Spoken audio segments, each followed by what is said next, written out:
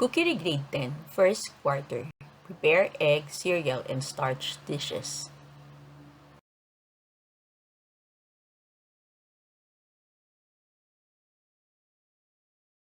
Cookery Grade 10, First Quarter. Lesson 1, Learning Outcome Number 4. Our topic is Store Egg Dishes.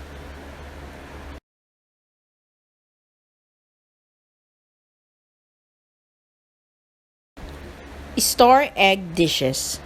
Storage is done to maintain the quality of food, prolong the shelf life, maintain an adequate supply of food, and ensure its safety for consumption. Proper storage of food is usually crucial in keeping food safe because the manner and temperature of storage will affect the food's susceptibility to bacterial growth, other contaminants, and infestation.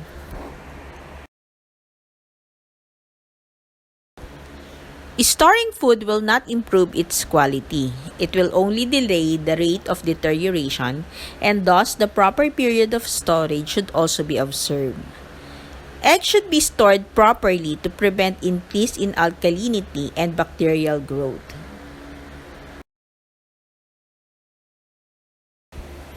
They should be stored in an oval, dry place to retard deterioration as enzymic activity is greater at room temperature. Keeping eggs as fresh as possible depends on the care taken by the farmer, wholesaler, and grocer to refrigerate them at all times. After you have chosen your eggs by size, grade, freshness, and type, proper storage will help maintain their quality. Kind of storage. There are two kinds of storage, the cold storage and the dry storage. Cold storage are the refrigerated storage, deep chilling, and freezer storage.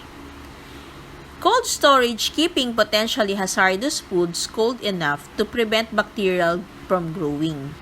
The temperature of the freezer compartment must be at 0 degrees Fahrenheit or less, and the egg should be stored in the area of the freezer where there is the least amount of temperature fluctuation. Dry storage. Dry storage should be dry, cool, well ventilated, free from insects and rodents, clean and orderly.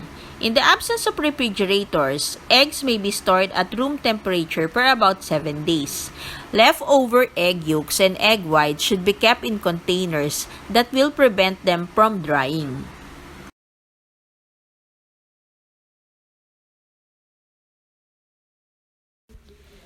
Tips for storing raw and cooked eggs. Put eggs in the refrigerator as soon as possible after purchase. Keep them in their covered carton to preserve moisture and assure darkness. Keep eggs away from strong odors. This can be absorbed through the shell, which is porous. Whole eggs can be beaten slightly and placed in a container with a tight seal and stored in the freezer for up to 1 year. Egg whites also can be stored up to 1 year in a tightly sealed container in the freezer. When storing egg yolks in the freezer, a small amount of sugar or salt should be added to prevent the yolks from becoming too thick and gelatinous over time. Add a pinch of salt per yolk if the yolks will be used for savory dishes, or add about a 1/4 teaspoon of sugar per yolk if the yolks will be used for sweet dishes. Do not wash eggs before storing them, but you can wash it if it is too dirty. This destroys the mineral oil film that coats the shell and helps keep them fresh. Dip the eggs in oil to cover the pores and to delay its deteriorative changes, reduce mold penetration, and retard spoilage. Do not keep eggs longer than 2 weeks in the refrigerator. Leftover raw yolks can be refrigerated for several days when covered with water, milk, or oil. 2 yolks can be used in place of 1 whole egg in a recipe. Leftover raw whites can be stored in a tightly covered plastic or glass container in the refrigerator for several days or as long as they do not have any odor. They can also be frozen, although when thawed, the white is thinner.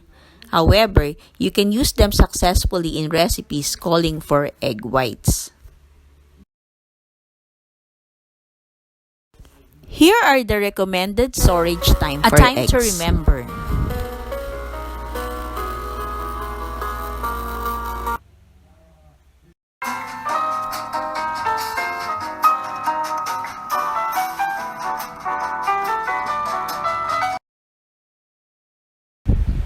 This is Maylene Huliganga. Thank you for watching.